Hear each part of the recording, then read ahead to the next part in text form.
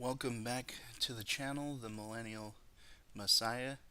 We're going to continue the audiobook for The Lords of Easy Money, and we are going to continue on with now we are on chapter 4, FEDSPEAK, 1991 to 2001. On October 1st, 1991, Tom Honig walked into the Federal Reserve boardroom for the first time as a sitting member of the FOMIC. He had spent his career observing the ground level effects of Federal Reserve policy. Now he would help direct the Fed's policy and carry responsibility for it. This was the first time that Honig was chauffeured to the building as a regional bank president and led in through the side entrance to the private elevator. The gravity of that day was driven home by the majesty of his new surroundings. The lobby of the Mariner Eccles building is a cavernous chamber rising 2 stories up to a vaulted ceiling. The wide hallway is inlaid with an immaculate checkerboard black pattern of black and white marble, with twin stairways leading to the mezzanine level, bordered with white columns extending to the ceiling. Down the hallway was a big boardroom where the FOMIC members took their seat around a large table. Alan Greenspan sat at the center. "Good morning, everyone," Greenspan said. "We have Tom Honig with us officially this time, and I gather, Tom, that this is your first day as president." "As a matter of fact, it is," Honig replied, "and that's a warning to all of you." In the spirit of ribbing the rookie, Edward Bonin, the president of the Philadelphia Fed, called out, "It's all up here from now." Greenspan immediately terminated the small talk. "Would someone like to move the minutes of the August 20th meeting?" he asked. And so began the hours-long deliberations that characterized a typical FOMIC meeting. The deliberations at the end of 1991 were more urgent than most people knew. Honig joined the FOMIC at a very strange inflection point in America's economic history. The decade of the 1990s is remembered as a boom time, the decade when the internet exploded, the stock market skyrocketed, when unemployment almost disappeared. But on the committee, members worried constantly over the economic machinery that underpinned America's power. There was a corrosive layer of weakness beneath the surface. In some ways, the economic weakness was hidden. The economy was growing, and the dark days of Volcker's interest rate hikes and high unemployment were long forgotten. The mid to late 1980s had been a gold rush on Wall Street characterized by massive borrowing and gluttonous spending. This was the era of the junk bond kings, who used cheap debt to buy companies and then merged them with other companies for a profit, or break them up for a quick sale. But there was an underlying weakness underneath the churning markets that was visible to millions of working Americans. Gas prices were high, layoffs were common, and business investment was slow. The economy slipped into a recession in August 1990 that lasted 8 months, ending just a few months before Honig joined the FOMIC. The recession itself wasn't that worrisome. It's what happened next that disturbed the Fed. The economy started growing again, but the jobs didn't come back. This broke the basic pattern of economic cycles going back to World War II. Jobs were supposed to disappear during a downturn, but then come back when growth resumed. This time, the unemployment rate kept climbing even as the economy grew. This was the puzzle faced by Greenspan during the October meeting. What was the Fed supposed to do in a recovery when unemployment rose? And why was it happening? We have a very unusual set of problems, Greenspan said. The sluggish recovery, the slow investment, and the lack of hiring wasn't easily explained. It's very much as though an economy which is picking up steam is running against a 50-mile-an-hour headwind, he said. A key problem, Greenspan explained, seemed to be the debt fueled growth of the 1980s and the bank failures that followed. These remarks were prescient. Greenspan was describing a problem that would repeat itself, intensify, and become a defining feature of American economic life in the 21st century. Cheap debt produced fast growth for a while, but it was followed by an extended crash and a period of weak economic growth. Economists would deepen their understanding of this new pattern during the 1990s, and they determined that the recession of 1990 really was different, as Greenspan suspected. Businesses and households weren't spending money because they were still paying off their debts from the 1980s. It was a recessionary equivalent of a bad hangover. The damage was unusually widespread and affected white collar workers who were once more insulated from layoffs during a downturn. In 1993, a young Princeton economist wrote a paper that outlined the risks posed by this heavy burden of cheap debt. His name was Ben Bernanke. When explaining the 1990 recession, he called the debt problem the overhang. He pointed out that corporate debt had ballooned in the 1980s and left the economic system fragile in 1990, when the economy was shocked by raising gasoline prices during the Gulf War. In essence, even a small shock was enough to push heavy indebted companies to quick fire workers and abandon expansion plans. When a recession causes a general decline in sales and profits, firms with already high levels of debt and interest burden face a tighter cash flow squeeze, Bernanke wrote. In October 1991, the Fed was still trying to make sense of all of this. Greenspan concluded Honig's first FOMC meeting by urging caution. Things would eventually get better. He just didn't know how long it would take. It ended up taking a long time. When Honig became a voting member of the FOMC in January 1992, the economy was still stagnant.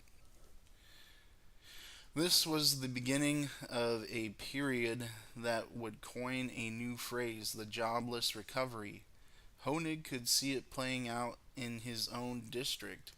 There were signs of strength with high grain prices and plenty of new home construction, but a continued slump in manufacturing employment was wiping out many of the high-paying jobs in the Midwest. About 1,000 auto workers in Honig's district had been laid off. During his first meeting as a voting member, Greenspan asked Honig for an update on the Midwestern economy. We think our district is growing somewhat more slowly. It might be described as flat at best, Honig said. He would say basically the same thing during almost every meeting in 1992, using words like mixed and sluggish. Even Greenspan was perplexed. Towards the end of the 1992, during a news conference, he sounded exasperated.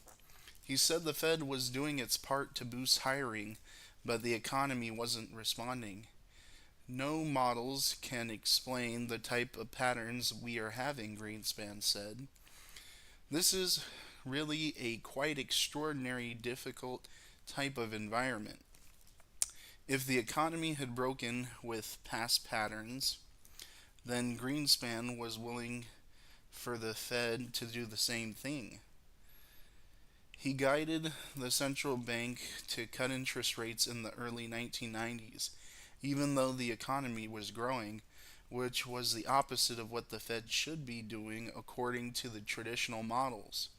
In 1991, the Fed cut the short term interest rate from a little more than 5% to just under 4% by early 1992, hoping to give the economy some sweet palliative medicine that might counteract the debt overhang. But quickly became clear that a lot more medicine was going to be necessary.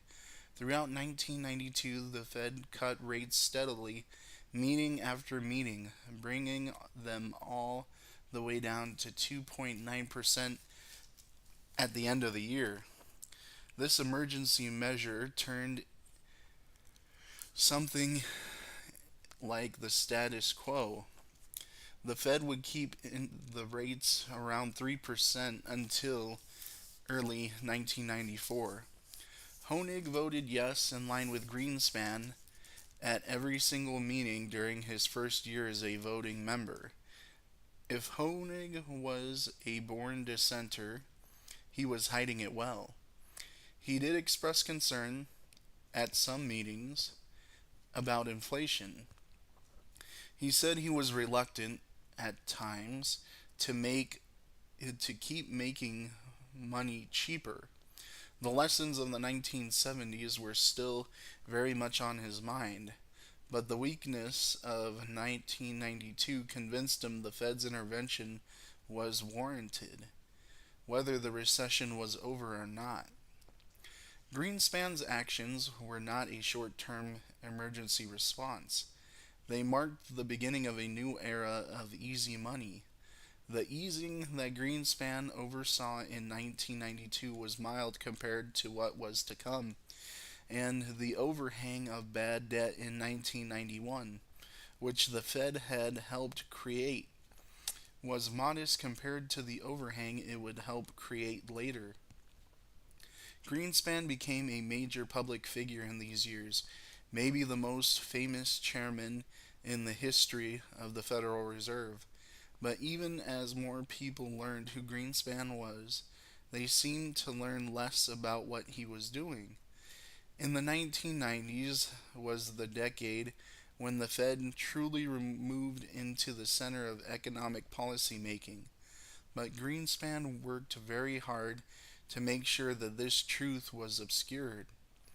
The Fed was created in such a way that its actions would be shielded from the accountability of voters, but there was still a general sense that the central bank should at least make regular reports to politicians and Congress to explain what was going on, what it was doing, and why.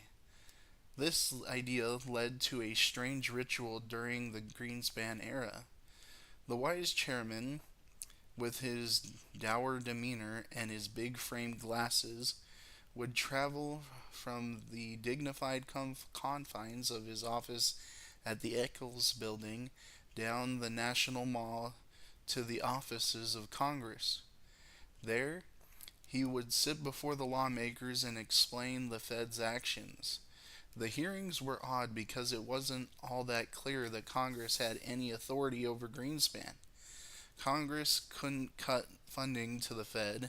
It couldn't fire or demote Greenspan, yet Greenspan permitted himself to sit for the hearings, which were televised on C SPAN. He tolerated the questions and the long winded soliloquies of elected lawmakers and then gave his own prepared statement. In these meetings, Greenspan had the air of foreign loyalty. He listened politely, he answered questions, and then he left. A typical hearing occurred on June 10, 1998, when Greenspan testified before Congress's Joint Economic Committee. The hearing was billed as an update on economic conditions in the United States. Of all the people in America, Alan Greenspan was believed to be the one who would and could best determine and describe the state of the American economy. He was described as an oracle, the maestro who dwelled at the zenith of the economy and had insight into every corner of it. He played this part well. Greenspan wore a dark pinstriped suit, a white shirt, and a maroon tie. He sat alone at a table with a white tablecloth and a microphone. That day in June, the Republican committee chair, Republican Jim Saxton of New Jersey, opened the hearing with a long statement praising Greenspan's leadership of the Fed. There was good reason for the praise. The period of weak growth and rising unemployment in the early 1990s was gone. The economy grew steadily between 1993 and 1998, with unemployment falling to 4.4% and wages steadily rising. Saxton showed good political instincts when he started talking. He gave most of the credit for the boom to the workers and entrepreneurs, but he said that if any governing entity had a hand in feeding the economic growth, it was the Fed. To the extent the policy factors are relevant, monetary policy has been the main factor in sustaining economic expansion, he said. It appears to me that the Federal Reserve has been on the right course, and I commend its leadership. As Saxton expressed his admiration to the Fed chairman, Greenspan looked down at the table and put his hand on his chin, like someone trying to stay awake during a movie. He tended to nod vaguely when elected officials finished their comments and to mumble his gratitude. When the lawmakers were done speaking, the financial press would sit up alert. It was the oracle's turn to talk. His words could move markets if he betrayed the slightest hint as to what the Fed might do in the future. With a few words about Treasury yields or a stray comment about commodity price inflation, Greenspan might signal if the Fed was about to tighten or loosen the money supply. At least, this is what the financial press had decided to believe. They scrutinized his every word, searching for patterns that might make headlines and that a bond trader might find useful. People who didn't trade bonds for a living still had good reason to be interested in what the Fed was doing. The Fed's actions affected every aspect of economic life, albeit with long, variable lags, and its policies could spell the difference between prosperity and calamity. But if any citizen was eager to find meaning in Alan Greenspan's statements, he made a fine art of frustrating their efforts. He intentionally spoke in a way that was not just inscrutable, but incomprehensible. This type of speech earned a nickname on Capitol Hill, FEDSPEAK. It was a language so studded with jargon and with so many concepts nested within one another that a person needed an economics PhD or many years worth of experience trading on Wall Street to make any sense of it.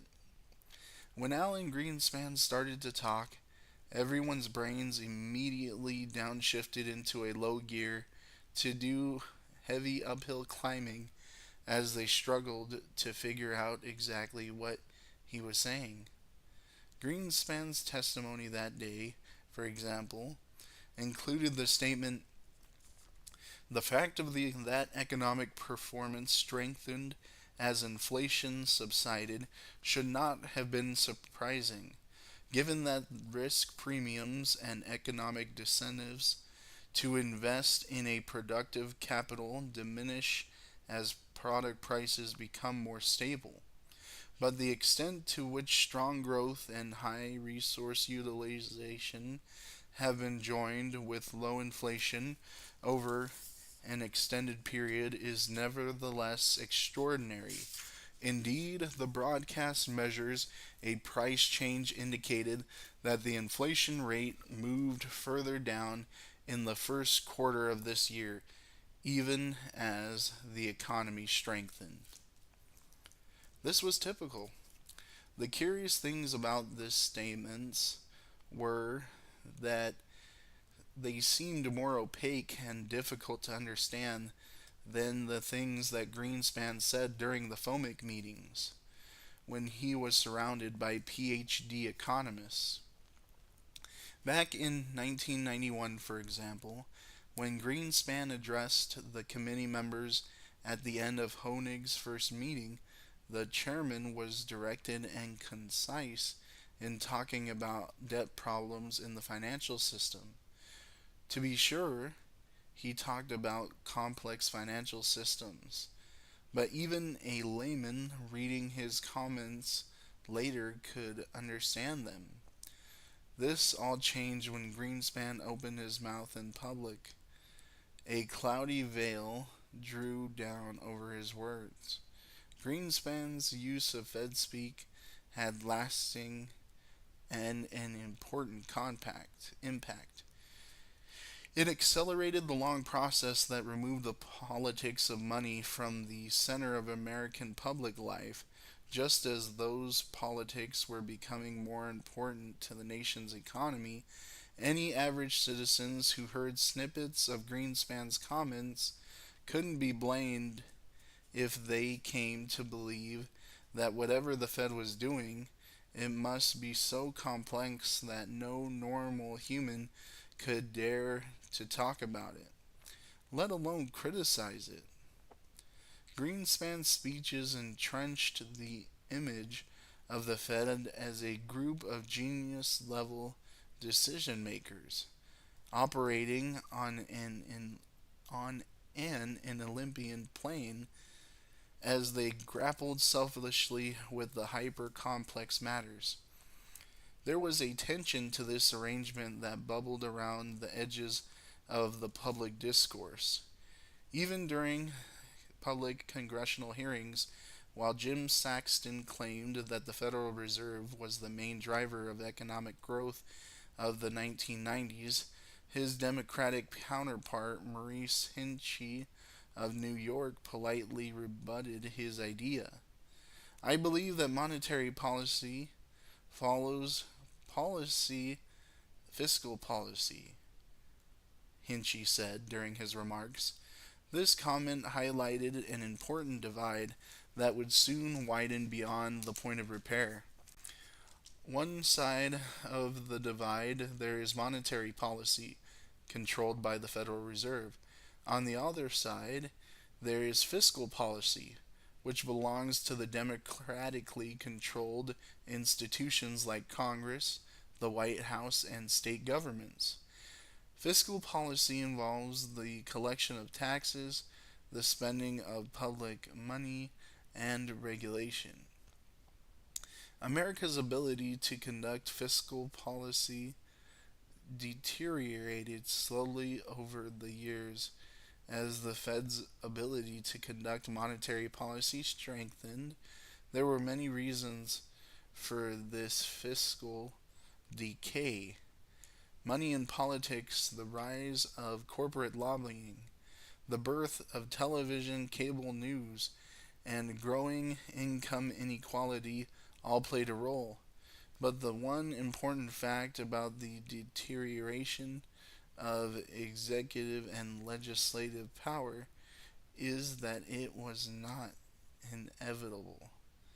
For at least a century or so, fiscal policy led the way in the United States of America and in the Fed, with its money printing power followed.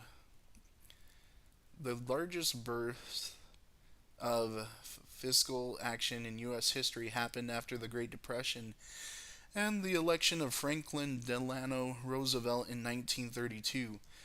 Over the following decade, Roosevelt and Congress, with huge Democratic majorities, passed a set of sweeping and interlocking laws that came to be known collectively as the New Deal. This is important to consider because of the effect it had on the economy and its arrangement of winners and losers. The New Deal laws empowered labor unions, broke up or regulated big monopolies, created the first transparency laws for Wall Street, and put the banking system on a tight leash. The New Deal was confrontational. It agonized powerful interests and it took away their power. Literally, the first day after his inauguration, FDR shut down the banks because of the banking system had triggered the Great Depression after many years of reckless speculation. FDR called this temporary shutdown a bank holiday, and he used the time to send in examiners and determine which banks were solvent and which were not. After that, the government restructured and re regulated the banks in a way it never did again. The New Deal banking laws were like commandments from the Old Testament. They were short, simple, and sweeping in their reach. The most famous of these laws was called the Glass-Steagall Act, which nearly divided the entire banking industry into two spheres: the commercial banking, where customers put their deposits into banks, and investment banking, where the banks speculated in the markets. This kept people's money, banks' deposits safe. The safety was further enforced by the creation of the FDIC, which created a government backed insurance program to protect consumer deposits. This gave birth to the world Tom Honig inhabited. When bank regulators had strong oversight over lending, FDR famously embraced the conflict during a 1936 campaign speech.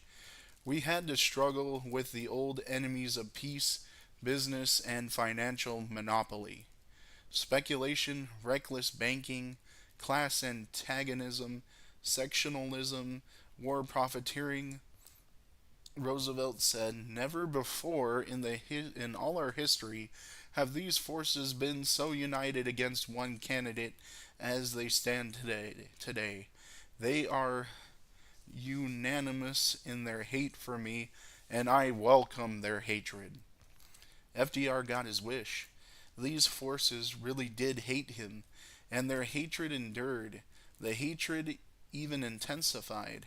During the 1960s, when Lyndon Johnson was president, Johnson was a New Deal acolyte, and he expanded the reach of government even further when he passed the Great Society programs like Medicare and Medicaid. Backlash against these programs and the New Deal animated the conservative movement that would regain power with the two-term presidency of Ronald Reagan in the mid 1990s. It fueled the rise of more radical Republican controlled Congress under Speaker of the House Newt Gingrich. He personified the anti government spirit of the New Deal critics, which portrayed their grievance as a defense for the little guy. This birthed a new era of politics as warfare and made for TV conflict, characterized by the government shutdowns in 1995. The Federal Reserve presented elected politicians with a convenient escape hatch. It could print money when recessions began and tighten the money supply if inflation became too intense. This method didn't cause nearly as many fights as imposing financial legislation. It seemed like no one had to pay a price for letting the Fed gain more authority and more responsibility. The journalist and economic historian Nicholas Lehman has pointed out that the Fed centric model flows the theories of John Maynard Keynes, the eminent economist who argued that government should spend money in times of recession to boost growth. Keynesian economic management had no immediate natural enemies, Lehman wrote. Economic management became the art of filling a bathtub with money, increasing the money level when times were tough, and reducing it when inflation looked like a danger. The Fed's primary power was to make money cheaper and more plentiful, and Greenspan used this power generously. In 1989, interest rates had been close to 10%. During the 1990s, they fell as low as 3% before rising again. Between 1995 and 1998, rates were held at about 5%. Honig sat on the FOMIC during this entire period, serving as a voting member every third year. In 1998, he was a voting member again. This timing happened to coincide with one of Alan Greenspan's most aggressive actions, a series of Fed rate cuts in the late 1990s that fueled a stock market bubble. The Fed cut rates illustrated that while using the Fed's power might not generate any natural enemies, it did come with very high costs for the American people. Behind the cloud of FEDSPEAK, there were, in fact, serious political disputes unfolding inside the FOMIC during the 1990s. One of the most important policy decisions in retrospect had to do with inflation. In Paul Volcker's formulation of two inflation cousins, one for consumer prices and the other for asset prices, the Greenspan Fed made the consequential decision over time to focus on only one of them, consumer price inflation. The Fed could keep cutting rates and keep increasing the money supply just as long as the price of consumer goods didn't rise too quickly. The price of assets was left to behave according to its own unruly nature. There doesn't appear to be any single meeting where this policy was officially adopted.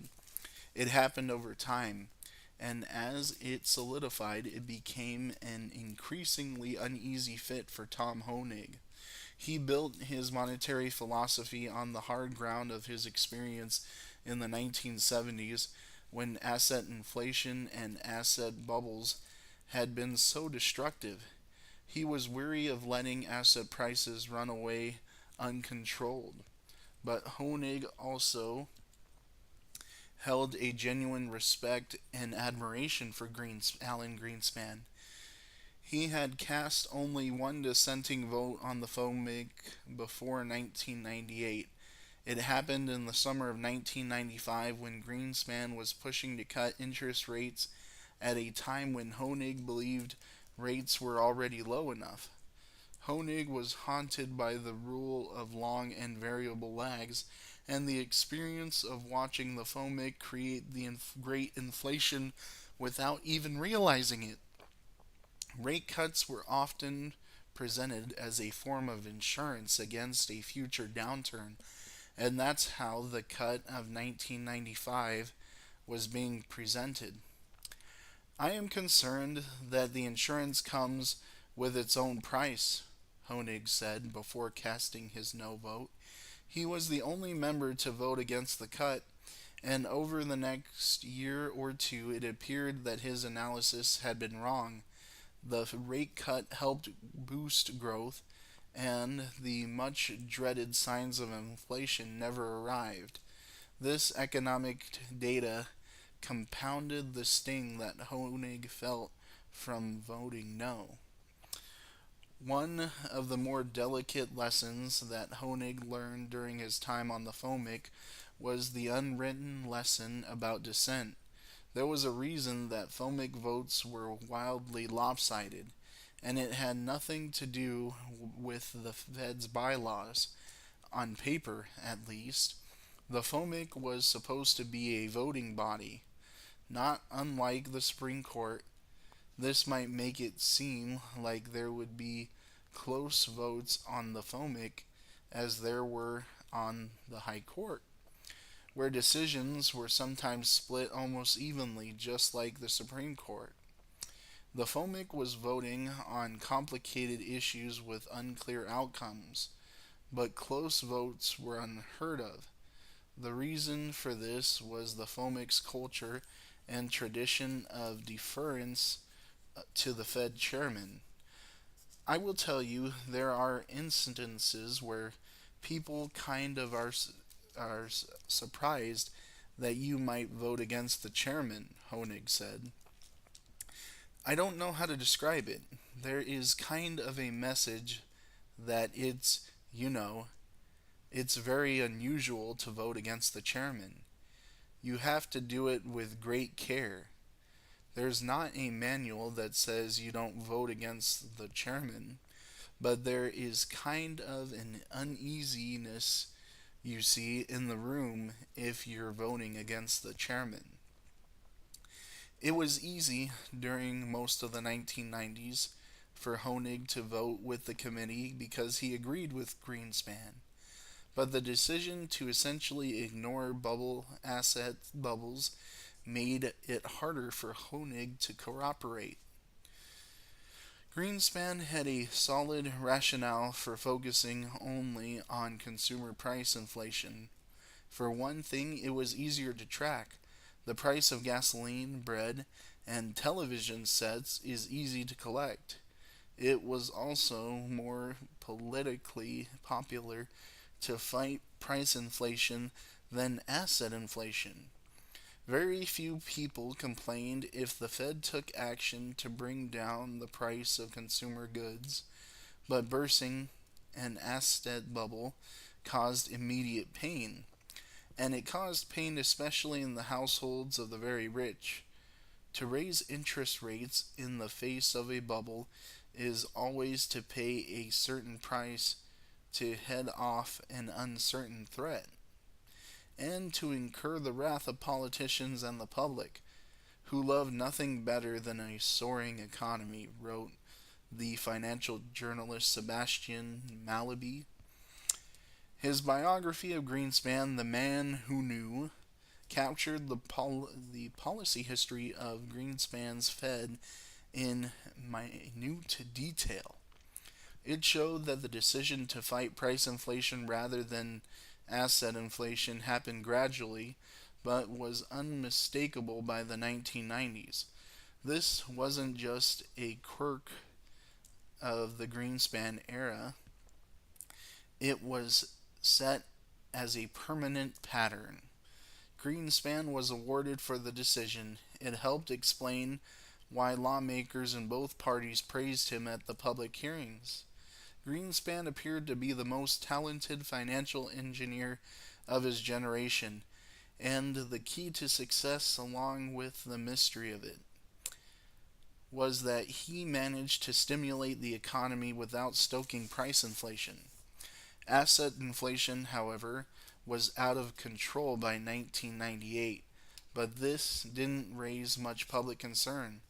When asset inflation gets out of hand, people don't call it inflation, they call it a boom. Much of the asset inflation of the late 1990s was showing up in the stock market, where share prices were rising at a level that would have been horrifying if it was expressed in the price of butter or gasoline. The entire Standard and Poor's stock index rose by 19.5% in 1999. The Nasdaq index, which measured technology stocks, jumped more than 80%. The financial press covered the activity in these markets in the way ESPN covered sports, with short term, hour by hour storytelling that focused on which player was up and which player was down. The big star of this performance, the Michael Jordan, was the crop of newly born technology stocks. Like the web browsing firm Yahoo and newly minted internet retailers like Amazon, eToys, and Value America. What was less prominently discussed was the relationship between these stock prices and the increasing supply of money that the Federal Reserve was pumping into the banking system. By 1998, it was undeniable that the stock market boom was closely tied to the Fed's policies. In July, Greenspan warned that stock prices might be unsustainably high, which made traders panic at the thought that the Fed would raise rates and tighten the money supply. Between July and August, stock market prices fell about 18%. In response, the Fed cut rates again from 5.5% to about 4.8% in just a couple of months. The stock market bounced back. This is why Honig was worried when he arrived in Washington for the FOMC meeting in mid November. It was a pivotal moment for the Fed. By cutting rates, it had made money cheaper and encouraged more lending and stock purchases. The Fed could now wait and see how the stimulus worked its way through the system, or it could accelerate the money flow even further, potentially inflating the stock market bubble. Honig had to decide if he would cast his vote dissenting against Greenspan or pushed for another rate cut. Fed chairmen usually downplay the impact of low interest rates on the stock market, but Greenspan was blunt about the connection during the November meeting. He acknowledged that the stock market might be a bubble, which made him hesitate about cutting rates even more. The one area where things have eased regrettably more than I would have liked is in the stock market, Greenspan said. In a certain sense, that has created a major question in my judgment as to whether we should move rates if the Dow Jones Industrial Average was 200 to 300 points lower. I think the case for moving rates one additional time and then putting policy in indefinite hold would be fairly strong. I do think the concerns about an asset bubble are not without validity, and this is where I have my greatest concerns about easing. But even in the face of this asset bubble, Greenspan pushed for another rate cut. Price inflation wasn't rising, he said. Labor costs were barely rising, and there were reasons to cut rates in November. The biggest worry at the time was the worsening debt crisis in Russia, where the government was unable to pay back its loans, and the IMF appeared unwilling to bail it out. This might destabilize foreign markets, and the chaos could reach the U.S. shores. Cutting rates might help inoculate the financial system against these stresses, he argued. The cost of the insurance is very small, and I suspect it is probably not a bad thing at this stage to take out the insurance, but then to stop at that point, stay on hold, and watch events as they materialize over the weeks and possibly even months ahead, Greenspan said. William Pohl, the president of the St. Louis Federal Reserve, said he would go along with the rate cut, but only reluctantly. Pushing more money into the banking system could be risky. I am concerned that we are pouring gasoline rather than water into this economy, Pohl said. When it was Honig's turn to speak, he echoed these worries. I think President Pohl said it best, that we could be pouring gasoline on this economy. I have concerns that a bubble economy syndrome may be building, he said. But Honig also said there were three good reasons to cut rates. First, he appreciated the danger posed by the foreign debt crises. Second, didn't see signs of an immediate inflation threat. And finally, he believed that the Fed could raise interest rates again if the cuts proved unnecessary.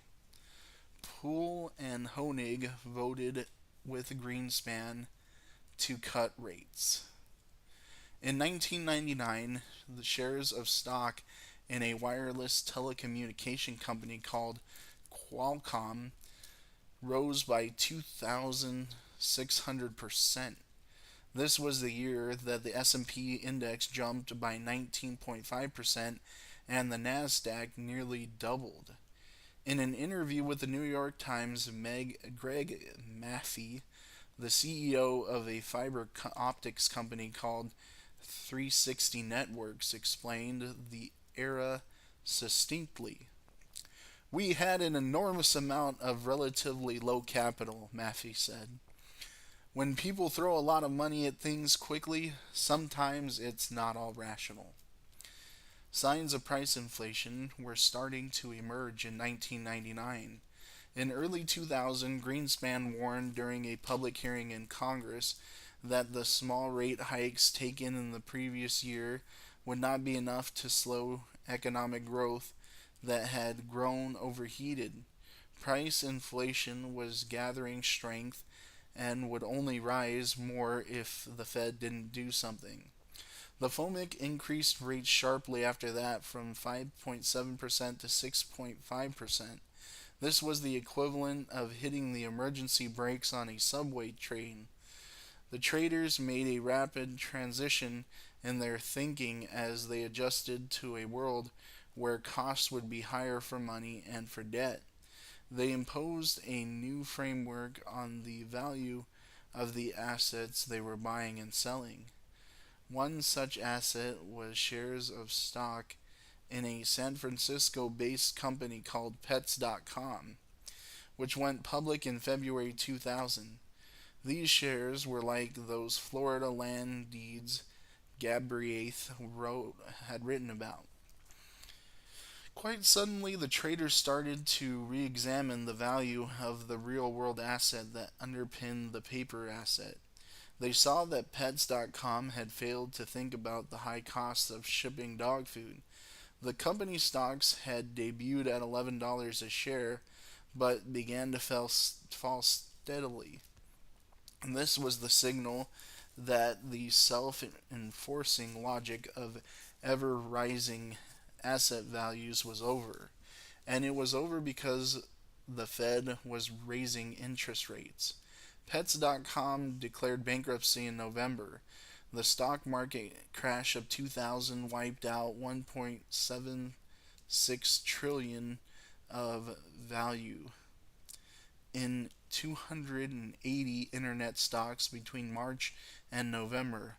The Federal Reserve had played a decisive role in creating and then destroying the multi-trillion-dollar stock market bubble. But then, when the market crashed, bankers, traders, and politicians turned to the Fed for help. The disaster only seemed to enhance Greenspan's reputation as a financial rescue artist. Only the Fed was believed to hold the power to recalibrate markets and avert a large disaster. This fact revealed a third pillar of Greenspan's policy framework as Fed chairman. He chose to control price inflation, ignore asset inflation, and then step in and bail out the system when asset prices collapsed. This might seem like an odd strategy for a libertarian leaning thinker who was vocal in his distaste for government intervention, but over the years, Greenspan learned that bailouts were unavoidable. Letting big banks and debt laden government agencies fail was simply too painful to consider. This was another policy that developed slowly. With the accumulation of many independent decisions, as Sebastian Mallaby wrote in his biography of Greenspan, the Fed had bet its reputation on the proposition that it could clean up after the bubble. If it succeeded in that task, perhaps the downturn would be mild enough for the earlier boom to have been worth it. The cleanup job in 2000 and 2001 was enormous, but the Fed began quickly and forcefully cutting interest rates to 3.5% by August 2001. Honig was once again a voting member of the FOMC, and he largely supported this action. The Fed was built to offer cheap money during a crisis, and nobody can deny the market crash was a crisis. But the question was how far the Fed should go. This was where Honig started to part ways with Greenspan. In May, Greenspan wanted to cut the interest rates by a full 0.5%, an enormous change. Honig wasn't against easing, but he felt the Fed should move more slowly, giving time for its previous rate cuts to take hold. Honig's position was hardly radical. Rather than making a half-point cut, he argued to make a quarter-point cut. Mr. Chairman, I think we should pull back on the throttle today, Honig said. We've added significant liquidity to the market. Now we should let it work through, and we should be far more cautious about further moves. Honig lost this argument. His dissent that month was only the second in his career, and he was the only member who voted no. On September 11, 2001, terrorists attacked the United States using hijacked airplanes, killing nearly 3,000 people and throwing the economy into chaos. And this was an emergency on top of the ongoing economic emergency. The Fed responded with more interest rate cuts to cushion the blow, and nobody complained. But in December, Honig would cast his second dissenting vote of the year. When it was Honig's turn to talk at the FOMC meeting that month, he once again counseled caution and restraint, worrying about long and variable lags. He pointed out that interest rates had already been cut to 2% from more than 6% just 1 year earlier. Mr. Chairman, I really think we ought to stay where we are. A 2% Fed funds rate is stimulative, Honig said. We are seeing some signs of improvement, and not all of the stimulus has come into play yet. While I recognize that inflation is not an immediate issue, and I appreciate that, I still think we need to take a little longer run view at this time. Honig lost the argument again, the lone dissenter, and the Fed cut rates. A month later, Honig rotated off his seat as a voted member of the FOMC. Over the next 2 years, the Federal Reserve's state of emergency became almost permanent.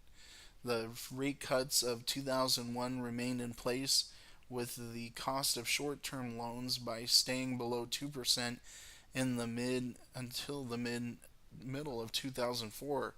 This era became comparable to the era of the 1960s, when monetary policy paved the way to an economic collapse.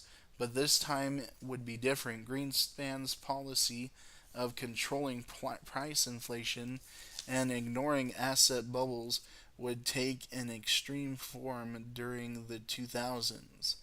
The Fed would play a pivotal role in stoking the largest asset bubble, leading to the worst crash since the Great Depression. Once again, Tom Honig was there every step of the way, but this time he played an active role in the process. He rarely expressed regret about his votes on the FOMIC, but the era of the housing bubble was an exception. Honig helped invite a bubble. All right, so that was chapter 4. So I'm learning right along with you guys doing this reading. Uh, there's just so much I didn't know about the Federal Reserve and all this in general. It's just crazy to think that the Federal Reserve caused all these crashes, and they're manipulating of our current of the money supply and what they do. So I am glad that we are learning together from this. So please remember to hit the like button and subscribe to the channel, so that way this can go out to more people, as well as we can do more as we grow more with the channel. And once again, the glory of God is intelligence, and reading and learning together is part of gaining intelligence. So thank you all for tuning in, and I will look forward to the next reading tomorrow. So have a good rest of your day. Good night. God bless.